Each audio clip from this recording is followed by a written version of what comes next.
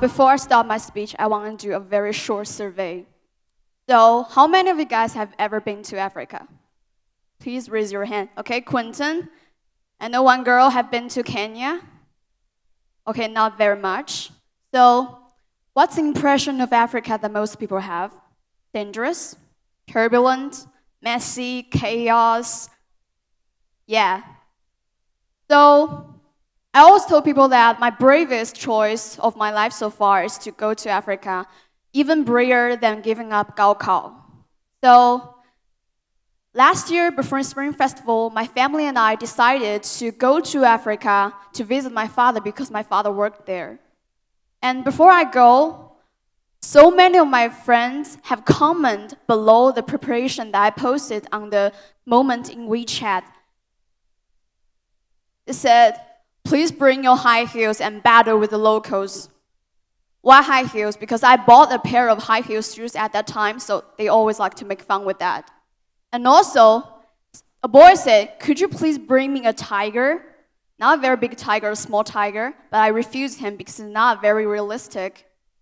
And also they said, bring an AK-47 with you all the time and salute, take care of yourself.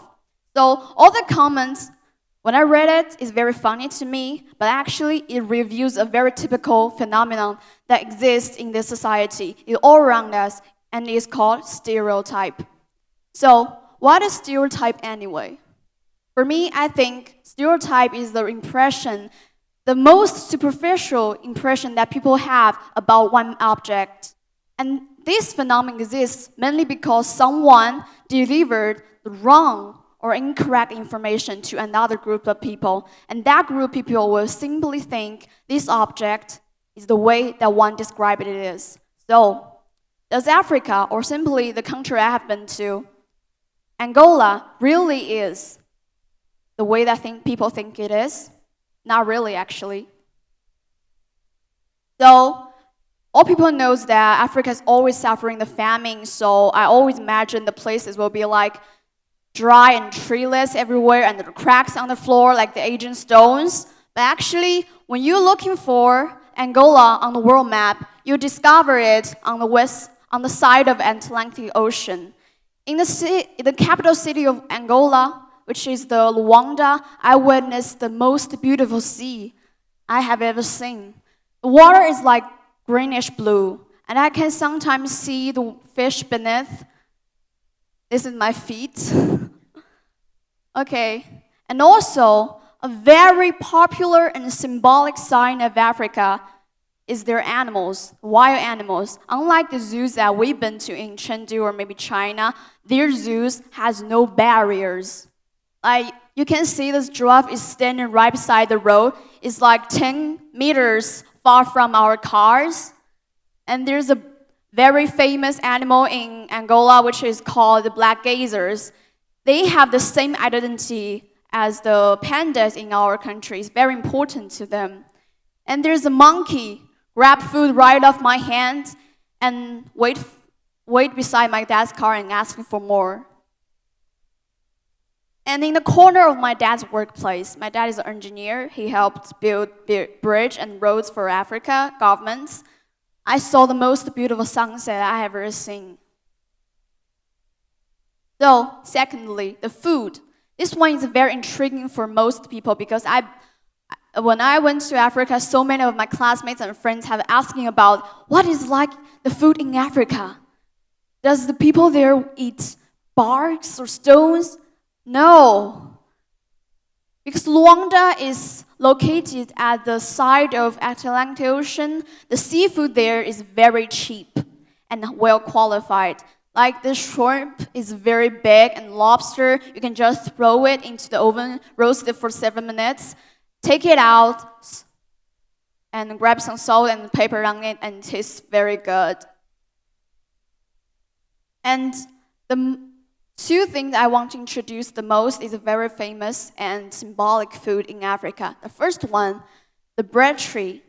I think so many students there have read about it in your geography books, right? And I bought a sample of it. This is the breadfruit. I always think the breadfruit is as tasty as bread, but actually it's very sour.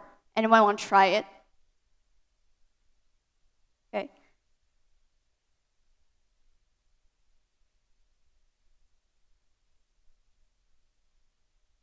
Take it easy. It's very sour. Why? Because it's full of amino acids, which is very important and helpful for our health. So, what is like? Yeah, sour than lemon. So, this tree is known as the tree of life in Africa, and Portugal and so many other countries have begged and asked for several plants like this to transfer to their own country, but the Angola government said no, because this tree is very important to them. For their African people, this tree is like the food source, and the tree can raise a whole village under the tree. And second, the cassava, 木薯. It tastes like potatoes, but it's more mushy and nutritious. My mom used to grind into powder and mix it up with water, but it ended up really gross, like saliva. So I think the better way to cook it, just throw it into the steam pot, cook it for 10 or 15 minutes, and add it with laoganma. Trust me, it's really good. Okay, the last one, but not the least, the people, which are all, we are very concerned about their people. Like, they always say, African people have the beat in our minds, and they always talk with flow, like a rapper, right? And it's true, because when they talk very fast, I can't stop nodding my head with it. And secondly, when we went to Africa, my little sister is always with us as well. They really care about their children, not their own children, but all the children, because children is a kind of like hope for them. They always want to communicate with my sister, but unfortunately, my sister didn't understand a word. So after all these things and experience I have had in Africa, I can feel that people there are very natural and real. They will compliment your hair. As long as you have long hair, they will be very jealous because they can't have that. And when you go down the streets in Chengdu, you see all the pedestrians and walkers beside you. You can see their goals. Maybe he is a teacher, he's a student, he goes to school. But in Africa, when you walk down the streets, there's so many people around you, but you cannot see their goals. So I think that's why Africa is suffering so many negative comments. Because in Angola, the terribly lack of education lead them to be so retarded and slow. Here I want to talk about some history in Angola. Angola was colonized by Portugal. And the horrible thing about the colony is that they abandoned and forbidden all the education they might have. They didn't have English class, math class, and their own language classes. So that's why they're so bad at math and all the education that we have right now. So I think African people need more respectful and understanding, and they need more opportunities. Oh, wait. So this is just my opinion about Africa.